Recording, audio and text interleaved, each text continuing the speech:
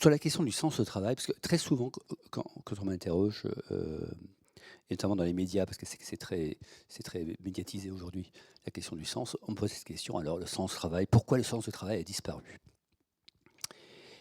Et je réponds invariablement, le sens du travail n'a pas disparu. Parce que le sens du travail ne peut pas disparaître. Par définition, le travail a du sens.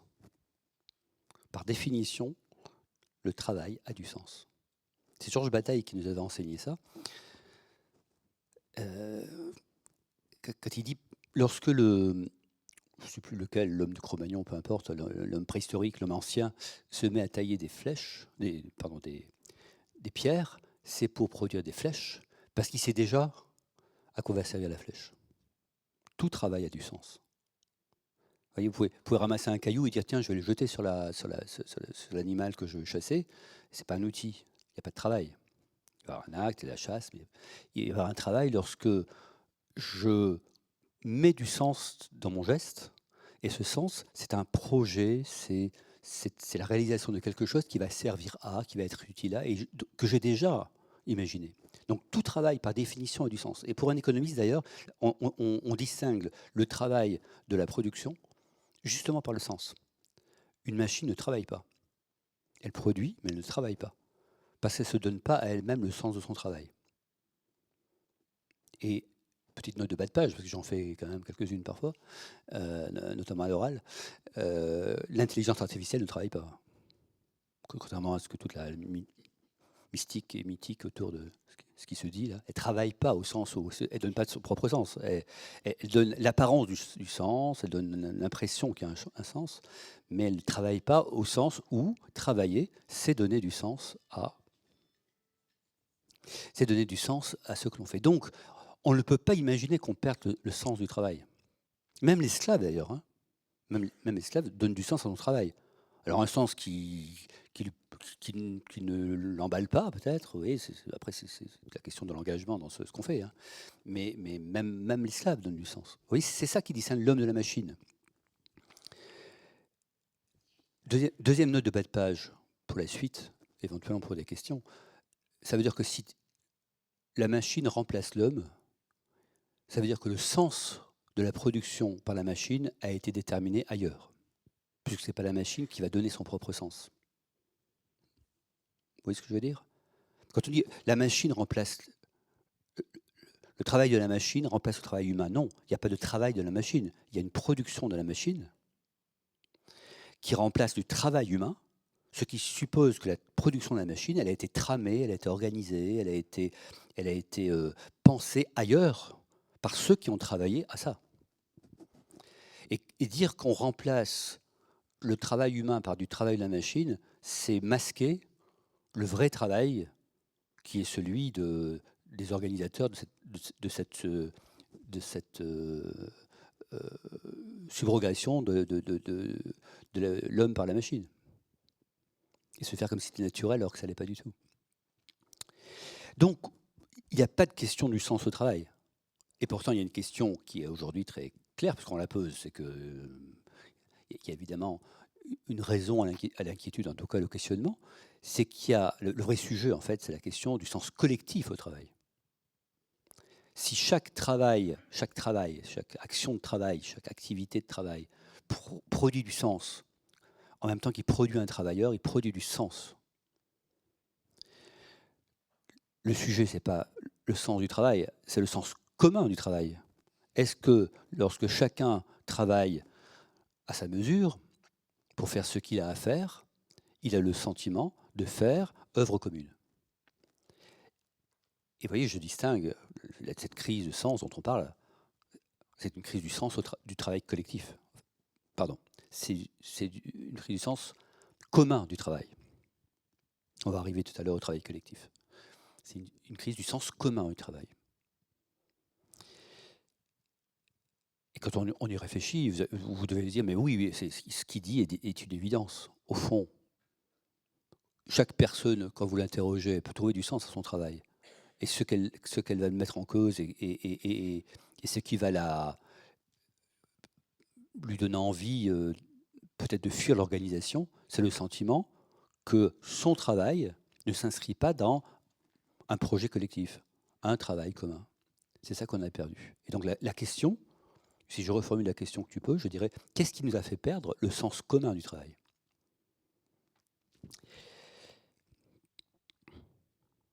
Ça va? Première étape. Donc, je vais dérouler mes réponses. Qu'est-ce qui nous a fait perdre le sens commun du travail? Qu'est-ce qui fait qu'en 2000, à partir de 2005, oui, ça date déjà de presque 20 ans, hein, on voit dans les enquêtes qu'il y a une érosion de ce sens commun qui s'amplifie dans les années 2010 et qui bascule très clairement avec les années Covid. Qui ne sont, c'est pas dû au Covid, c'est dû à ce que le Covid a produit, c'est-à-dire l'arrêt brutal de la mécanique extrêmement agitée qui était l'économie, vous voyez, qui masquait finalement le problème du commun par une accélération, une intensification qui donnait l'impression que ça avançait, on ne sait pas où ça avançait, mais ça avançait. Et quand ça s'arrête, quelque chose d'inouï, hein, pendant 2 mois, 3 mois, on s'arrête. Et pris dans l'inertie précédente, on l'a tous vécu, donc vous voyez ce que je veux dire, pris dans l'inertie, soudain on se dit mais ça peut s'arrêter. Et soudain le roi est nu. Qu'est-ce que je fais là? Qui ne s'est pas posé la question pendant les années, les premiers mois de confinement, mais qu'est-ce que c'est que ce travail, quoi? Alors il y a ceux qui étaient au front, dont on a beaucoup parlé, effectivement, parce qu'ils avaient une conscience immédiate de l'utilité de leur travail. Il fallait sauver des vies, il fallait parce que n'oublions pas aussi qu'il fallait nettoyer les rues, ramasser des poubelles, parce qu'on pense toujours aux soignants, mais il y a toutes les activités de la logistique citadine et qui ont dû être remplies, sans quoi ça aurait été très compliqué à vivre. Donc tout ça, eux, leur utilité, ils l'ont vécu. Mais les autres, combien d'autres se sont dit, mais qu'est-ce que je fais dans ce tableau Excel alors que nous vivons une sorte de grande tragédie cosmique comme ça, enfin en tout cas planétaire, où tout s'arrête, le monde s'arrête, un tiers d'humanité enfermée dans ses appartements, enfin un truc de folie.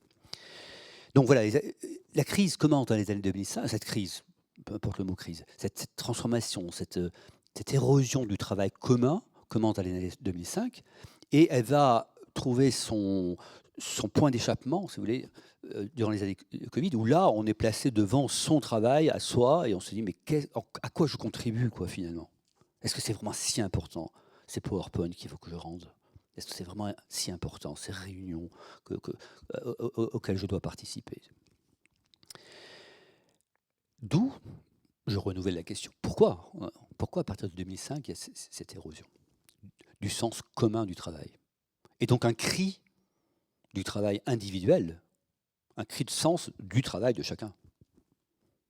Mais qu'est-ce que je fais là?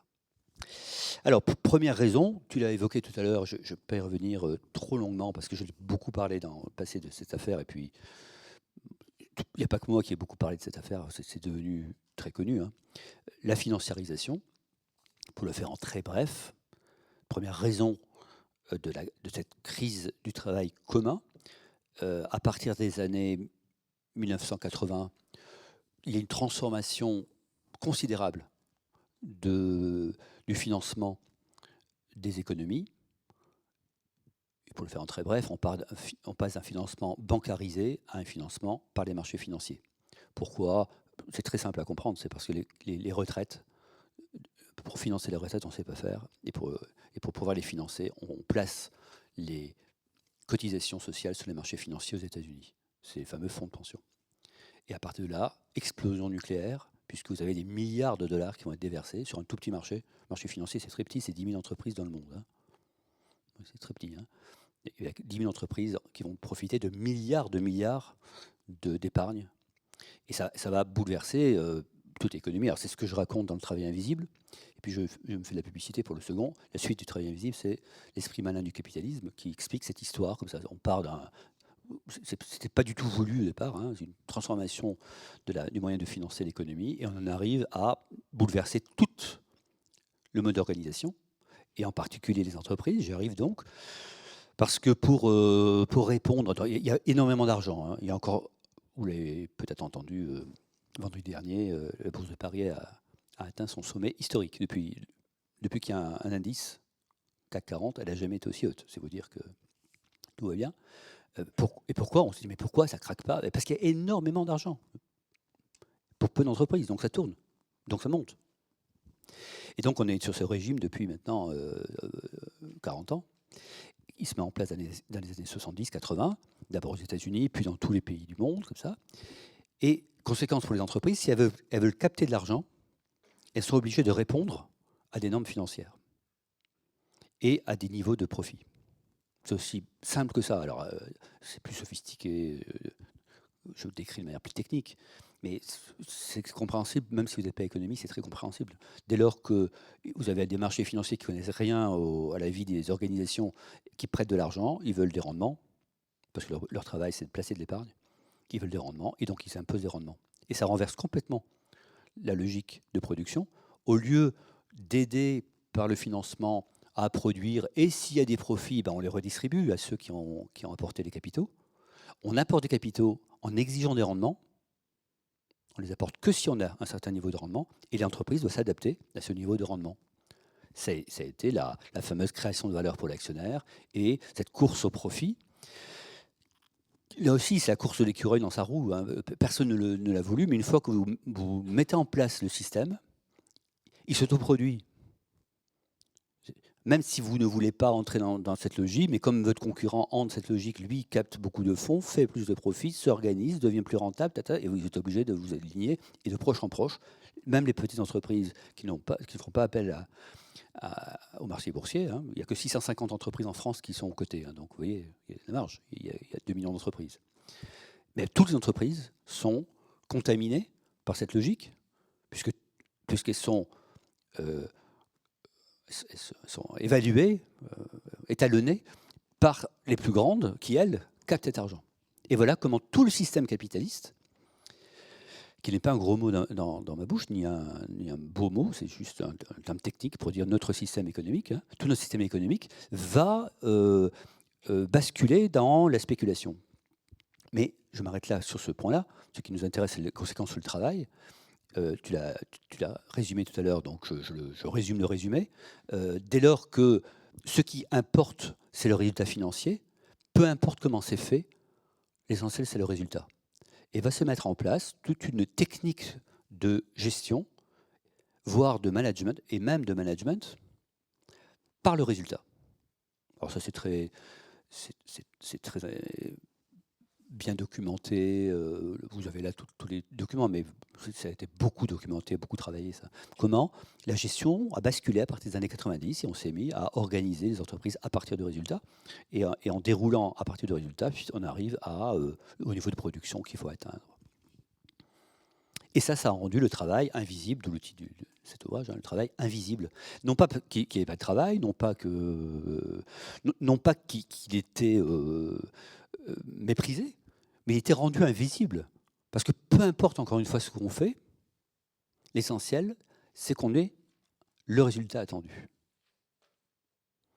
D'ailleurs, ça a développé beaucoup d'autonomie dans les entreprises, qui était un piège pour les collaborateurs, parce qu'on donnait de l'autonomie à condition que vous ayez le résultat, débrouillez-vous, et puis finalement, faites ce que vous avez à faire, peu importe. Invisibilisation du travail. Et donc, il y a une culture du travail invisible qui s'est développée dans les années 90, qui est une culture de l'individualisation très très forte. Le travail, c'est là qu'on a mis en place d'abord les primes individuelles, puis la gestion de carrière très individualisée. Pour les plus anciens, vous avez connu un mode d'organisation où on était très attentif au collectif, parce qu'il y avait ce sentiment, cette croyance, ou cette certitude qu'on produit parce qu'on produit ensemble. Et que c'est l'équipe qui produit. Et en fait, on va faire éclater cette logique de la production collective au profit d'une production par accumulation de performances individuelles. On passe du collectif de travail au travail collectif. Le collectif de travail, c'est vous avez un groupe qui fait ressources à partir duquel vous pouvez retrouver des moyens d'agir, qui va vous aider. Enfin, la grande tradition du travail des Trente Glorieuses. Le travail collectif, il y a des individualités très fortes qu'on va conduire à travailler ensemble. c'est-à-dire à coopérer, comme on dit. On a le terme qui est devenu très à la mode, c'est coopérer, la coopération. Donc, coopérer, c'est opérer, donc travailler ensemble, mais à partir d'individualité. Pour les plus jeunes, ça vous paraît évident, parce que toute la culture du travail depuis les années 90, c'est une culture à partir de l'individu qui coopère avec d'autres individus, de compétences, pour ne pas parler des hauts potentiels, des génies futurs, toute cette idée qu'il y a des talents, les talents qu'il faut faire émerger, donc des individus qu'on agrège, et le rôle de l'organisation, c'est d'agréger des individus, c'est pas de créer des collectifs. Donc individualisation du travail, individualisation des résultats, travail invisible, et au total, le travail invisible, c'est un travail d'évaluer en tant que travail, en tant que valeur sociale. C'est ce à quoi conduit la financiarisation, mais il n'y a pas de méchant dans l'affaire. Hein. Personne ne l'a calculé, personne ne l'a voulu. Vous voyez, c'est de proche en proche. Les années 90 sont des années de très forte tarification du travailleur, et donc de proche en proche. Donc c'est à cette époque qu'on dit, vous savez, quand vous entrez dans l'entreprise, hein, il faut rester que 3 ans. Hein. Je me souviens très bien, le moment où j'étais jeune prof, à un moment où la mode, oui, c'est cette rhétorique comme ça, si vous entrez, il faut rester que 3 ans, parce qu'il faut que vous prouviez que vous pouvez partir parce que vous avez une valeur de marché. Et je me souviens que moi qui suis économiste basique, je me disais, mais en fait, vous payez la formation et ils vont à la concurrence. Et on me disait, mais c'est nouveau, parce que c'est ça, l'agilité, les nouveaux talents, ils doivent passer, ils vont circuler, il va avoir une... Bon, très bien, mais enfin c'est coûteux quand même. Bon, bref. Donc, vous voyez, en tout cas, le point que je soulignerai encore plus que je l'avais fait dans le travail invisible, c'est qu'on a vraiment une individualisation. Et ça résonne avec une transformation de la société qui est parallèle, qui est concomitante, qui est une transformation vers un individualisme narcissique de plus en plus important. Je vais revenir sur ce terme de individualisme narcissique qui a un sens très particulier et que vous n'entendez pas de manière dépréciative tout de suite. En tout cas, oui. Mais je fais juste un lien à ce moment-là de mon exposé entre le fait que le travail évolue vers plus d'individualisation, de compétition, de championnat, de talent, etc. Et le fait que toute la société s'individualise. Toute la société poursuit cette tension, cette tendance à la particule élémentaire, hein, vers l'individu. Mais j'y reviens. Ça, c'est la première raison. Je ne m'appesantis pas davantage là-dessus. C'est très travaillé. Et maintenant, c'est presque... Enfin, c'est même plus une nouveauté de le dire. Deuxième raison qui a conduit à perdre le sens commun du travail, hein, je vous rappelle que c'est ça que j'essaie de comprendre avec vous, c'est la digitalisation. C'est la digitalisation. Il se trouve que, de manière concomitante à ce phénomène de financiarisation, et si vous aimez l'esprit de système, et qui a permis la financiarisation, il y a eu l'émergence des systèmes informatiques, de l'informatique, des systèmes informatiques, et de ce qu'on appelle de manière générale la digitalisation, c'est-à-dire une technologie qui permet de transformer toute information en code 0,1 et de la traiter à partir de technologies relativement simples et bon marché qui s'appellent les ordinateurs, et dont le coût a été décroissant à partir des années 90 jusqu'à devenir commodité, comme on dit.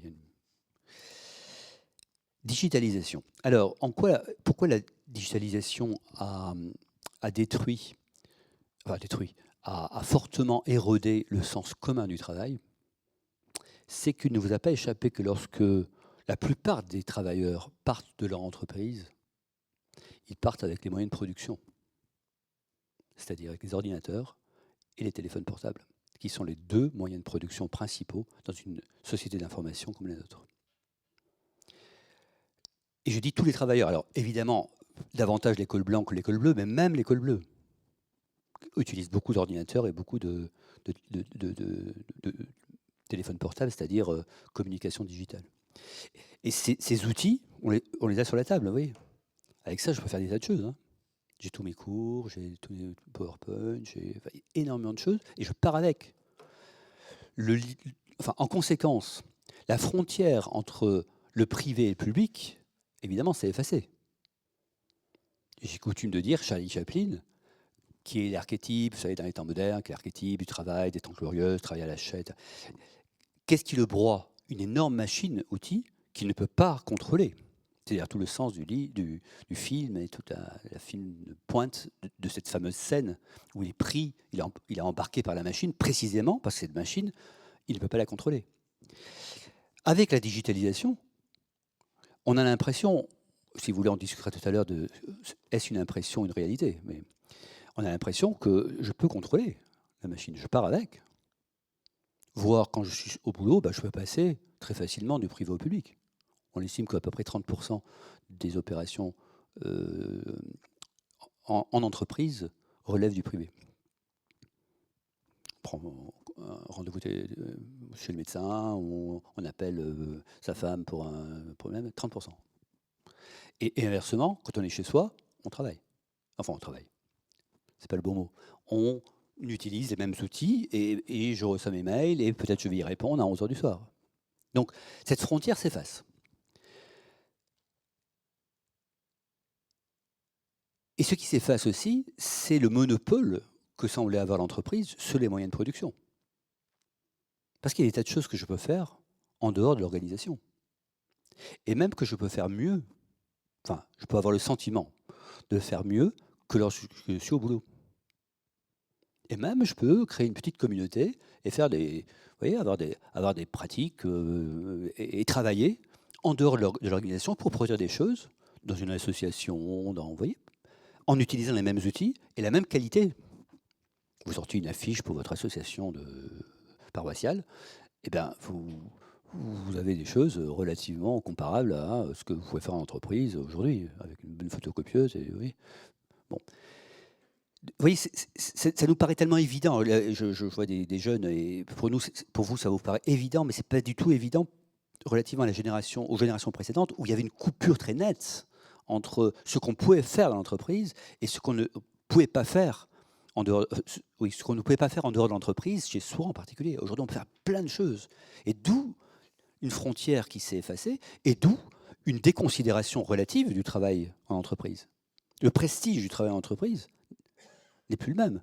Mais même les possibilités du travail en entreprise ne sont plus les mêmes. Et même le travail en commun en entreprise, il est mis en concurrence avec le sens commun du travail ailleurs que dans l'entreprise. Une assoce, vous voyez. Donc, vous voyez, ça c'est conséquence de la, si vous voulez un grand mot, de la désinstitutionnalisation des outils. Avant, il y avait une institution qui avait le monopole des outils. Maintenant, c'est moins vrai. La deuxième raison qui a conduit la digitalisation donc à participer à l'effritement du sens commun, c'est que la digitalisation a conduit à l'interconnexion des particules élémentaires que nous sommes. Je disais dans la section précédente qu'il y a une tendance vers l'individualisme très très forte depuis 40 ans, qui a été encouragée par la financiarisation. On a inventé le terme de capital social, puis de capital humain, puis de capital santé, puis de capital soleil. Tout est capital. Et tout est capital et nous devenons des micro-capitalistes de tout. On a tout à gérer parce que nous devons valoriser tout ce qui en nous est capital. C'est ça l'individualisation. Hein. On ramène non pas au collectif qui produit du capital des ressources, mais à soi-même ce sentiment qu'il faut maximiser son capital, y compris soleil et santé, bien sûr, et repos. Donc ça, c'est la financiarisation. Mais ces micro-capitalistes que nous sommes devenus, ils ne sont pas isolés, contrairement à ce que dit Houellebecq, qui est un prophète de cette époque, hein, qui a très bien vu comment se passent les choses, cette lente dislocation du collectif au profit d'individus. Mais lui s'arrête là. Alors, je n'ai pas là pour parler de Houellebecq ce soir, mais il s'arrête là, il ne s'arrête pas tout à fait là, s'il est très intelligent. Mais enfin, en tout cas, il insiste sur le fait qu'on a des particules élémentaires, donc comme le titre d'un de ses ouvrages le dit. Mais en fait, ces particules sont extrêmement reliées. et même davantage reliées qu'elles n'ont jamais été dans l'histoire de l'humanité. Et elles sont reliées par la technologie, par le digital, cette fois au sens Internet, réseau. Ça, c'est très nouveau. Et ça va avoir des conséquences extrêmement importantes sur le travail commun, sur le travail en organisation. Bah pourquoi? Parce que l'information qui était concentrée dans l'entreprise comme lieu du travail, lieu de la production, elle est diffusée partout. Et je ne peux pas vous apprendre ce soir que si vous voulez, je sais pas, apprendre à bricoler, à monter un meuble, vous avez 15 vidéos qui vont vous l'expliquer, vous avez plein de personnes qui vont pouvoir vous aider. Bref, vous avez une possibilité, vous, en tant que microcapitaliste, avare de notre temps et de notre profit personnel, on a une énorme possibilité d'agir et de travailler indépendamment de l'entreprise. Indépendamment, vous voyez, d'un lieu qui aurait organisé du travail. On a une diffusion de l'information et une connexion de chacun à cette information dont on n'est qu'au début parce que l'intelligence artificielle va décupler cette affaire. Et donc, qui a eu pour tendance, là encore une fois, d'éroder les collectifs de travail. Quand je dis éroder, je veux dire de les rendre pas si attractifs que ça.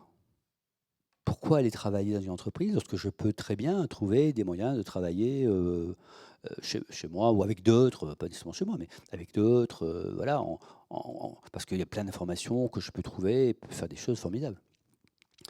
Alors que ce soit pas vrai en termes de volume, c'est-à-dire qu'il n'y a pas tant de personnes qui ont tout abandonné pour faire ça. Oui, à une époque, on a dit c'est la fin du salariat et tout le monde va partir en étant micro-entrepreneur ou auto-entrepreneur de soi-même. Enfin, non, évidemment non. Évidemment, ça ne s'est pas passé comme ça. Et s'il faut regarder les chiffres, il y a un peu moins d'indépendants aujourd'hui qu'en 1980. Parce qu'il y a eu beaucoup de magasins, de commerçants qui ont disparu, donc il y en a un peu moins. Mais ce n'est pas ça qui compte, c'est l'esprit. En fait, notre relation au travail en organisation a changé. Parce qu'il y a cette possibilité, il y a cette concurrence, si vous voulez. Il y a ce contraste possible avec une autre façon de travailler, plus souple, plus intéressante, plus intelligente, plus choisie, moins contraignante, plus efficace aussi. Parce que débarrassée de toute la lourdeur bureaucratique qui devient du coup insupportable par rapport à cette fluidité qu'il y a sur les réseaux, avec ces capacités voilà, d'acquérir le savoir et de mettre en œuvre.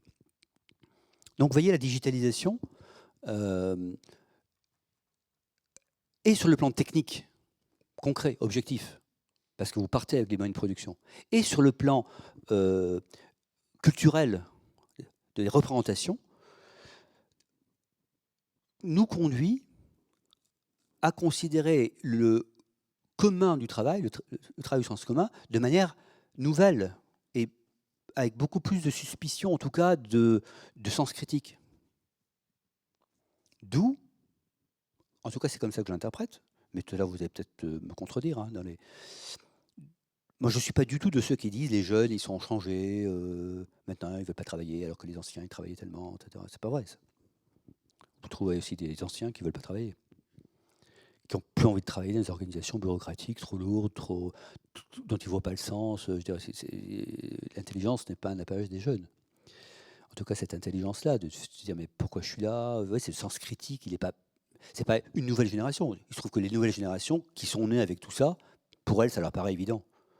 Et les plus anciens, comme moi, on prend en pleine figure ce que nous avons mis du temps à transformer. Les nouvelles arrivent, je vois même les étudiants, ils arrivent, c'est comme ça. Enfin, c'est évidemment intéresse-moi parce qu'il y a tellement de choses qui sont intéressantes, il y a tellement de possibilités d'attirer l'attention, enfin, d'être embarqué, et contrairement à ce qu'on dit de manière, je trouve, trop légère, avec beaucoup de sens d'engagement, chez les jeunes, beaucoup de sens voilà. Sauf que c'est pas un engagement, vous voyez, monomodal. Je rentre dans la boîte et je m'engage dans cette boîte. Et là, grâce à ça, je vais devenir... et puis je monte. Et puis parce que je vais... Et c'est par mon travail, l'acquisition de mes compétences là, autour de ces compagnons qui m'ont aidé à faire qui fait de moi quelqu'un. Ça, c'est vrai, vous voyez, dans un contexte social, dans un contexte culturel qui n'est plus le nôtre. Aujourd'hui, j'acquiers de façon différente, j'aide, et c'est cette diffusion qui fait ma force, c'est la capacité d'agir dans différents mondes qui fait ma force. Donc la digitalisation a une conséquence très importante sur notre représentation, et a toujours, et aura encore, parce que l'intelligence artificielle va encore en mettre une couche, puisque l'intelligence artificielle donne des informations hautement probables. Hein. Ce n'est pas vrai, mais hautement probable. Donc, ce qui fait que notre rapport au savoir va encore être médiatisé par le digital, de façon encore plus grande. D'où une crise de l'expertise qui va être amplifiée, une crise des lieux de l'expertise qui va être amplifiée. Voilà. C'est pas grave, hein. Les choses évoluent. Et ce qui compte, c'est comprendre que tout évolue en même temps. Vous voyez, l'individu de plus en plus microcapitaliste, les moyens qu'il a de valoriser ce capital, tout ça, ça forme un nouvel équilibre, mais qui est un équilibre digital. Alors, il ne vous a pas échappé qu'en substrat se pose la question de la gestion de ces réseaux. Parce qu'en fait, le lien... Au début, on pensait de manière très naïve, très hippie, hein, très post-hippie, puisque c'était des post-hippies qui avaient pensé à l'Internet, une sorte d'anarchie comme ça, où on pouvait... Bon. Et on pensait que voilà, c'était une sorte de liberté incroyable qui a été donnée à chaque individu de pouvoir se réaliser grâce au réseau. Et puis on se rend compte que derrière les réseaux, il y a évidemment de l'activité de production, des entreprises, des intérêts, du profit, et que c'est un peu plus compliqué que ça, on en reparlera. Donc, troisième raison. Deuxième raison. Et je rajoute une troisième raison à la crise du travail que pour l'instant je n'ai pas vu travailler, et sur laquelle j'ai un peu travaillé dans ce livre-là, qui s'appelle Intelligence du travail, et qui est le rôle du consumérisme. L'hyperconsumérisme des années 90 a eu, à mon sens, un effet très profond sur le collectif de travail, sur le sens commun du travail. Alors, ces années 90 se traduisent par un consumérisme accéléré. Si vous me suivez, c'est pas... Mais vous voyez qu'il y a un lien entre consumérisme et microcapitaliste et individualisation. Parce que le microcapitalisme, il va se valoriser par la consommation. Par la valorisation de son capital, mais la consommation, le fait que, oui, l'accès à la consommation. Et on assiste en Occident à un hyperconsumérisme. Et pour le faire de manière un peu à la serpe, mais on déplace dans les pays du Sud et essentiellement asiatiques de l'Est l'industrie, donc le travail industriel, le travail technique pour conserver en Occident le consommateur. Il y a aussi des consommateurs dans l'Est qui tiennent les marchés, mais la désindustrialisation a eu pour corollaire l'hyperconsumérisme. Autrement, ça n'aurait pas marché. Il fallait consommer énormément de produits. Il faut faire là aussi de manière très simple, hein, qui sont produits en Chine en très grande quantité, mais il faut les consommer. Hein, donc ça doit revenir et on doit consommer des conteneurs de produits pour que ça fonctionne. D'où le fait, alors pour les plus anciens, ça bon, pour l'avoir vécu, hein, ce sentiment d'être écrasé par les objets. Bon, quand j'étais gamin, enfin, c'est très banal ce que je dis, enfin banal et en même temps au café du commerce peut-être, mais vous voyez, quand j'étais gamin, mais c'est vrai que notre environnement, je dis ça aux plus jeunes, n'a rien à voir en termes d'objets et de facilité d'acquérir des objets. Ça c'est très lié aux années 90, à cette hyper-production décalée et au fait que du coup, j'y reviens, hein, une partie du travail a été décalée ailleurs pour conserver un travail dit enrichi chez nous, mais surtout une consommation très forte. Alors, une thèse de ce livre, mais sur lequel je pense qu'il faut revenir, c'est que le travail ne s'oppose pas au loisir. Le travail s'oppose à la consommation. Ça, je reprends cette idée d'Illich, d'Ivan Illich. Le vrai choix, c'est entre travailler pour consommer ce qu'on travaille, ou consommer et se réaliser par la consommation. Ce que j'appelle la cité du travail et la cité de la consommation. Et on est passé clairement de la cité du travail à la cité de la consommation dans les années 90. Et c'est très logique, hein, là je vous le fais rapidement, mais c'est très logique que ça évolue de cette façon. Donc hyperconsommation, et en conséquence, le travail est invisibilisé par la consommation. Il n'est pas qu'invisibilisé par la finance et par les entreprises, il est invisibilisé par la consommation. Alors je donne un exemple dans ce livre, mais qui me paraît archétypal comme le machine-outil de Charlie Chaplin dans les temps modernes, c'est Disneyland. Disneyland, je ne sais plus combien de Français ont vu, sont allés à Disneyland, énorme. Et Disneyland, c'est le lieu où vous ne devez pas voir les travailleurs. Vous ne voyez que des masques. C'est un lieu où on ne va que pour voir des masques. Surtout, il ne faut pas voir les gens en sueur dessous, il ne faut pas voir les gens fatigués, il ne faut pas voir les gens qui en ont marre. Il faut que ce soit le monde parfait, où tout fonctionne de manière fluide, parce qu'on va consommer, on ne va pas regarder le travail. Et si vous y prenez garde, et que vous ouvrez la boîte noire de la consommation,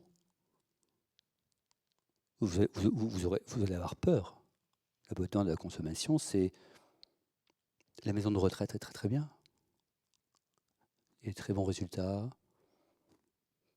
il y a des très belles publicités, il y a une très belle image. Puis un journaliste va dans la maison de retraite et puis s'aperçoit que c'est pas comme ça que ça marche. C'est pas comme ça que les toilettes des personnes âgées sont faites. C'est pas ça le temps qui est imparti au personnel. Il va regarder le travail, mais horreur. Il va regarder le travail, et le travail, c'est pas du tout ce qui est vendu en termes de consommation. Et pensez-y, dans tout. Je ne veux pas vous. Mais avant Noël. Mais peut-être que oui, j'ai envie de faire avant Noël. Dans tous ces objets de consommation, on ne veut pas voir le travail qui est derrière. On ne veut pas voir que derrière les vêtements, on va dire 40%. Moi, je suis en conseil d'administration d'une boîte de vêtements, donc je connais bien le sujet sur comment faire pour éviter que 40% des vêtements 80% sont en coton, hein, sont fabriqués à partir du coton, et 40% du coton, il est, je ne dis pas éthique, il est immoral. C'est-à-dire que là, immoral. Et on ne peut pas faire autrement. On essaie de sourcer ailleurs, comme on dit, c'est pas possible. Le seul qui soit un peu moral, c'est le coton américain, il n'a pas assez. Tout le coton vient de pays, c'est épouvantable. Alors, le coton, les poulets, enfin, quand vous ouvrez les boîtes noires de la consommation, mais enfin, j'espère vous communiquer ça ce soir, on ne veut pas voir le travail en tant que consommateur. Et plus on est hyper consommateur, et plus on refuse de voir le travail qu'il y a derrière. Le travail qu'il y a derrière en Chine, qu'il y a derrière en Vietnam, évidemment, mais même chez nous, on ne peut pas le voir. Donc, je crois que le consumérisme a aussi opéré, a eu sa place, oui, son mode opératoire dans cette transformation de notre rapport au travail. Nous sommes, sans qu'il y ait de méchants, encore une fois, sans qu'il y ait de complot, sans qu'il y ait un grand organisateur qui a tiré les fils, mais de proche en proche, par petites touches, pour que ça marche, nous sommes devenus des acteurs d'un monde Disneyland, un monde où la consommation prime. Quitte à ne plus voir le travail, quitte à déconsidérer le travail, quitte à déconsidérer le travail dans notre culture. Et c'est... Vous avez peut-être en tête Terre des Hommes, le chapitre 2 de Terre des Hommes, chapitre 3. Être homme, c'est précisément être responsable, c'est se réjouir de la victoire qu'a remporté les camarades. Enfin, ce texte, moi je donne à mes étudiants ce texte magnifique sur le travail, de la part d'aviateurs qui vont transporter du courrier, vous voyez ce truc, le sens, mais qui est complètement collectif. Complètement collectif. Ça ne fonctionne que parce qu'on est équipe, ensemble, voilà, il faut opérer ces exploits. Bon. Eh bien, ce thème-là, 1930, aujourd'hui, ça serait un thème de l'hyperconsommation. Encore une fois, Houellebecq l'a très bien vu. Il y a très peu de travail chez Houellebecq. Il y a toujours un travailleur, hein. Le héros fait toujours quelque chose. Mais en fait, on ne voit pas travailler, on le voit consommer. Et même, l'humain sexuel, c'est avec une sorte de symbolique de la consommation pour la consommation, quoi, où il n'y a plus d'autre sens que consommer pour consommer. Donc, cette dimension-là, vous voyez, je ne l'ai pas à part. Je pense profondément aujourd'hui, pour avoir travaillé sur Marx, etc., que le vrai lieu de l'aliénation capitaliste, il y a une aliénation capitaliste, c'est pas le travail, c'est la consommation. En fait. Et depuis le début du capitalisme, c'est la consommation. Parce qu'en fait, le consommateur ne maîtrise pas sa consommation. Et moins il la maîtrise, et plus il est aliéné. Et cette dimension, elle est embêtante. Vous voyez, quand je parle avec des chefs d'entreprise, elle est embêtante parce qu'en fait, on est conduit à produire pour pouvoir faire fonctionner la machine. Mais cette production, c'est une production qui doit être consommée. Et on doit mettre la consommation en premier. Et cette consommation en premier, elle détruit le travail. Elle détruit le sens du travail.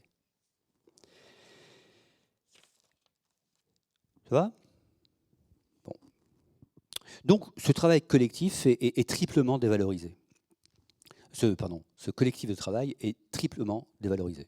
Il y a beaucoup de travail collectif, j'y reviens, mais le collectif de travail, le fait que c'est du groupe, c'est de la communauté, c'est du ensemble que se produit la valeur, parce que c'est du ensemble que se créent les normes de valeur, les normes de qualité, les normes de métier, vous voyez, le vieux compagnonnage, machin. Ça, c'est perdu, et à mon avis, c'est définitivement perdu, ça. Parce que notre société ne porte plus ça. Elle porte des micro-acteurs, des micro-agents, qui sont reliés par la technologie.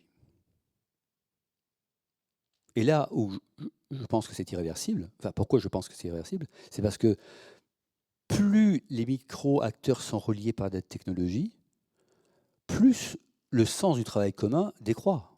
Parce que c'est la technologie qui le donne. En clair, c'est les programmes qui donnent ce qu'il faut faire, vous voyez, les normes, les niveaux, etc. C'est les programmes. Et de plus en plus, c'est ça. Y compris pour un chauffeur de taxi qui lui dit où il doit aller, le temps qu'il doit mettre. Tout le programme sous-jacent limite le collectif de travail. Et plus il le limite, et plus l'acteur considère que son travail n'a pas de sens. Et plus on a besoin de technologie pour assurer le sens commun.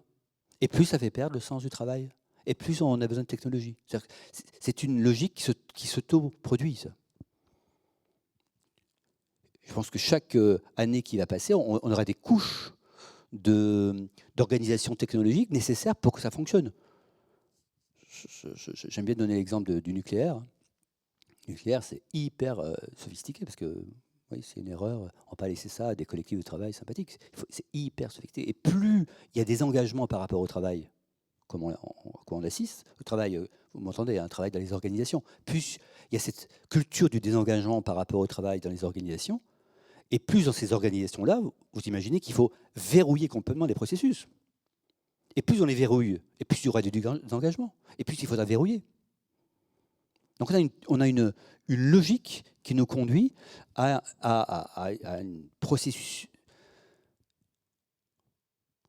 une généralisation des processus de travail, plutôt que du travail lui-même. C'est une tendance.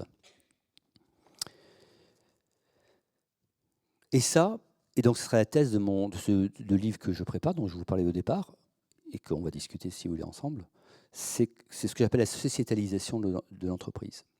La sociétalisation. La sociétalisation, c'est le fait que la société en tant que société, sans intermédiaire, sans intermédiation, se donne à elle-même le droit d'orienter le politique et, pour ce qui nous concerne, l'économique. La société, il y a des acteurs plutôt, mais la société, ça n'existe pas, il y a des acteurs de la société, il y a des acteurs qui se donnent comme légitimité le fait de représenter la société tout entière pour orienter l'État, l'action de l'État, l'action publique, l'action des entreprises, l'action économique.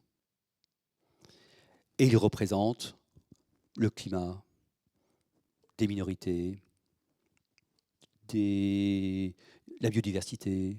Vous voyez, ils prennent la parole au nom de la société, d'une dimension, et ils s'auto-investissent, et on s'auto-investit, parce que on est tous embarqués dans cette transformation culturelle, on s'auto-investit de la possibilité de parler au nom de la société.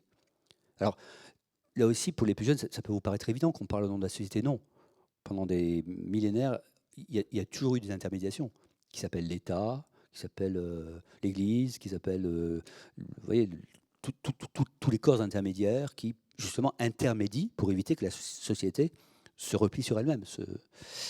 Or, alors ça, c'est ma thèse, hein, donc, que je vous expose pour la première fois ce soir autour de la question du travail. Ma thèse, c'est de dire qu'en fait, cette évolution économique, cette évolution culturelle dont j'ai parlé, en fait, conduit à une disparition de toutes les institutions en tant qu'institutions légitimes au profit de la société comme unique institution. Ce qu'on appelle la sociétalisation. Et après, l'Église, l'État, l'école, l'entreprise, qui était présentée comme, pour les plus anciens, vous vous souvenez, il y a encore 10 ans, on disait, oui, la dernière institution, hein, celle qui résiste encore, c'est l'entreprise. Eh bien non, c'est plus l'entreprise. Même là, on assiste à une désinstitutionnalisation, c'est-à-dire le fait que, bon, ok, je travaille dans cette entreprise, mais je peux travailler demain matin ailleurs, ça n'a aucune importance. Je ne suis pas plus attaché à ça parce qu'il n'y a pas de lien substantiel entre moi et cette institution-là. C'est la seule institution qui m'importe, c'est la société. Et moi dans la société. Et moi dans la société, c'est l'individu narcissique. Alors, individualisme narcissique, j'emprunte le terme à Christopher Latch, fin des années 70, qui déjà avait vu ça, que ce n'est pas l'individualisme qui est nouveau. L'individualisme, c'est vieux comme la modernité. C'est une forme particulière d'individualisme qu'il appelait, lui, le narcissique, et je pense que c'est la meilleure appellation. C'est cet individualisme qui... J'essaie d'être clair. Tocqueville définit bien l'individualisme. Il dit, en fait, l'individualisme,